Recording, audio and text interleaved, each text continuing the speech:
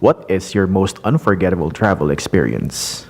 It would have to be when I went on tour with Timbaland in 2010.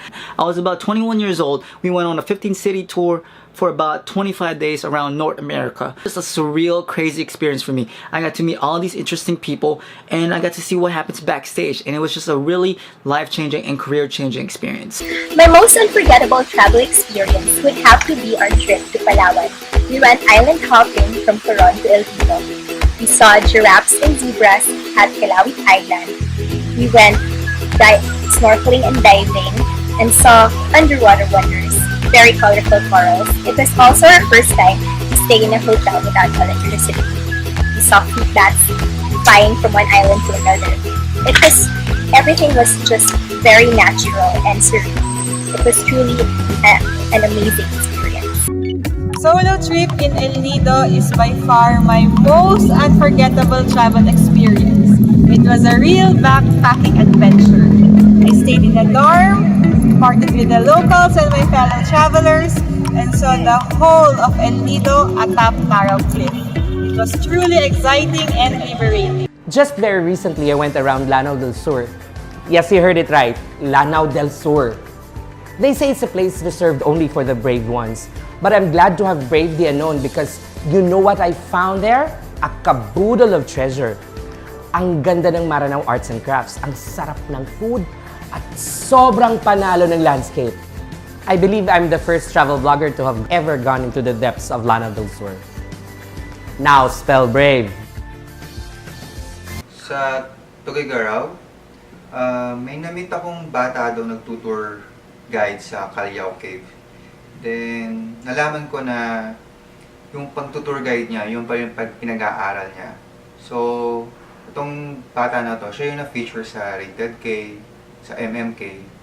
So, nalaman ko pa totoo pala yung story na yun. And doon, na-humble ako sa experience na yun. So we had this 7-day trip around Europe with 2 of my best friends and we had no money. Sobrang wild. Did you guys have a name? Di ko ba nabanggit? We're the Beasts of the Southeast! And sa trip na yun, since we had no money, sobrang wild kasi we just let go of all our poise and our elegance and we begged people for help. Pero it turns out they were more willing to help. Not because they have big wallets, but because they have big hearts. When we were crossing the border from Egypt to Israel, I was held by border security and they took my passport. My goodness, I was already thinking of the scenes from Locked Up Abroad. I thought I was going to be detained. I thought I was going to be deported. The thing is, yung mga kasama ko, they were able to get through without so much questions. And so, I had to wait for a bit and then finally, the immigration officer came out with my passport.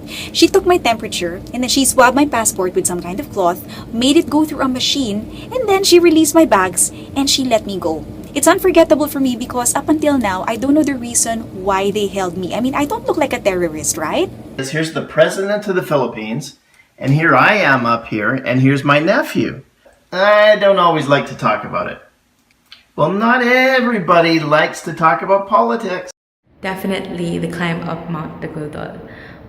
Going there, I only knew 3 out of 14 of the climbers, but when we got to the top, it was nighttime, so we all put up our tents and we got in this one small tent and just told each other legends or alamat on how we think Mount Dagudol got its name.